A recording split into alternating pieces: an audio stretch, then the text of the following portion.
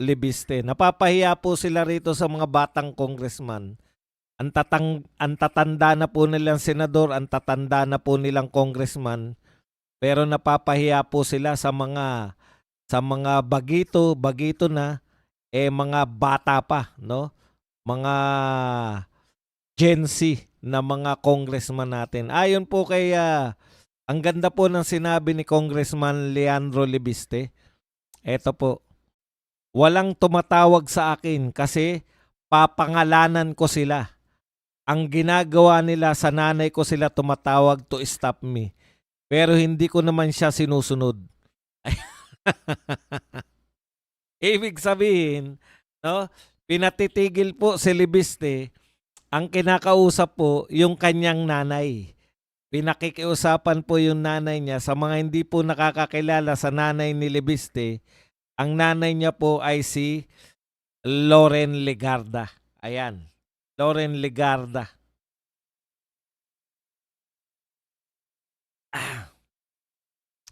Ayon po rito kay Congressman Libiste, hindi niya sinusunod ang pakiusap ng kanyang ina. Alam mo, hindi naman natin tinuturo na maging suwail tayong mga anak. Pero napakatagal ng politiko ng nanay mo as Congressman Libiste. Ibig sabihin, pasok na siya riyan sa sistema. Sa tagal po ng pagiging senador ng nanay mo, alam na niya yung mga problema at wala na po silang nakikitang mali. No? Kasi ganun talaga eh. Pag matagal ka na sa sistemang buktot, wala ka nang makikita. Alam mo, panghawakan mo yan, Congressman Libiste. Sana, huwag ka magpa-impluensya sa nanay mo. Hindi kami nagsabi niyan. Ha? Siya mismo ang nagsabi niyan.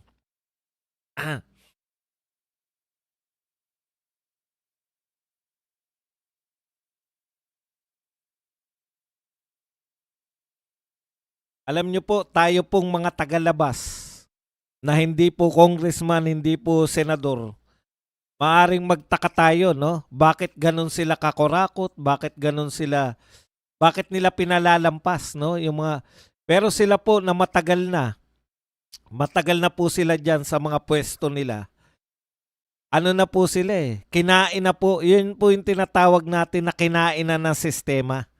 No? Kaya, Congressman Leandro, hindi naman sa tinuturuan ka namin na sumuway sa iyong ina pag pinakikiusapan kang tumigil na.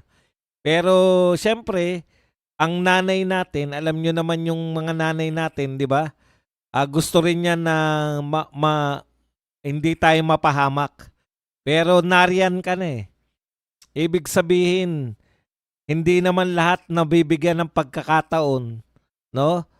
Habang kasisimula mo pa lang, ituloy-tuloy mo na yan kaysa kainin ka ng sistema na hahayaan mo na lang din dahil ikaw ay miyembro ng majority o ikaw ay kung ano pa man, no?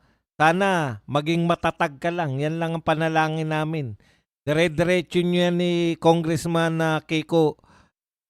Kiko Barsaga nang sa ganun yung mga tao po ay maligayahan. Sana po, no, ay tuloy-tuloy lang ang paglaban. Kasi once na pinalagpas mo yan, ganun po kasi nagsisimula yan, ay bagito pa lang ako. Yan na yung kalakaran na inabutan ko. Hayaan ko na lang sila. Total, baka magalit sila sa akin. Ganyan po nagsisimula na yung isang bagitong mambabatas, yung isang bagitong taga-gobyerno, yan po magsisimula para makorap na siya ng sistema. Kaya tama yan, no? Yung kung yung nanay mo hindi na makakawala sa sistema sa dami ng kanyang pinakikisamahan, ikaw sana ay maging matuwid, no?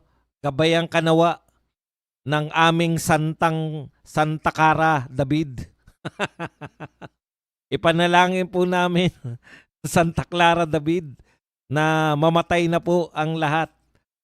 Lahat-lahat po sila. Lipulin ninyo ang lahat ng mga mandurukas, ang lahat ng mga magnanakaw. Hmm.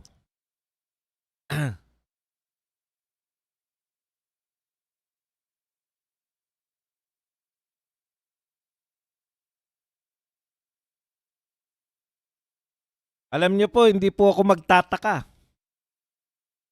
na kung bakit si Leandro Lebiste naiiyak sa mga interview kasi ang tindi po ng pressure sa kanya. Di po ba? Yung kumbaga yung bigat ng ine-expose niya. Kita po ninyo, kita nyo naman yung reaction. Sa normal na pagkakataon po, dapat binibigyan ng parangal yung bata na yan. Pero sa actual po, dahil sa ginagawa niya expose, nung una, nabanggit niya yan eh. Sabi niya, grabe, ako na nga yung nag-expose, ako pa yung tila binabash, no? Siya pa raw yung binabash. Eh, yung nang babash naman sa'yo, Congressman Lebiste, mga troll lang yan. Huwag mong problemahin yan. Dahil yung mga mamamayang Pilipino ay, ay ano ngayon, sumusuporta sa'yo. Kaya tuloy-tuloy lang tayo sa laban. Ayan. Okay. Meron pa siyang isang sinabi, hindi ko lang makita, maganda po yun eh. Yung tungkol sa, ano ba yun? Teka, hanapin ko lang, ang ganda kasi nung mensahe niya eh. Hanapin ko lang na konti ah. Ito po, sa mga tahimik pa ngayon tungkol sa mga anomalya sa gobyerno, itatala sa kasaysayan na kayo ay mga tagapagtanggol at kasabwat sa pagtatakip ng pinakamalaking korupsyon ng ating bansa. So, yan po. Ito, totoo po to, no? Nakatala na po to. Biggest corruption, no? Kung kayo po ay mananahimik, kung kayo po ay magiging tagapagtanggol ng gobyernong korap, matatala po kayo sa kasaysayan. Maaalala po kayo ng inyong mga constituents, no? Na etong tao na to, etong congressman namin, sa panahon na pinakamalala, ang korupsyon sa gobyerno ay kumampi. Kumampi dun sa hindi niya dapat kampihan. Kaya napakaganda po ng sinabi nito ni Congressman Lebiste. Sa mga nanatahimik ngayon, itatala sa kasaysayan na kayo kasabwat at tagapagtanggol at nagtatakip sa pinakamalaking korupsyon ng ating bansa.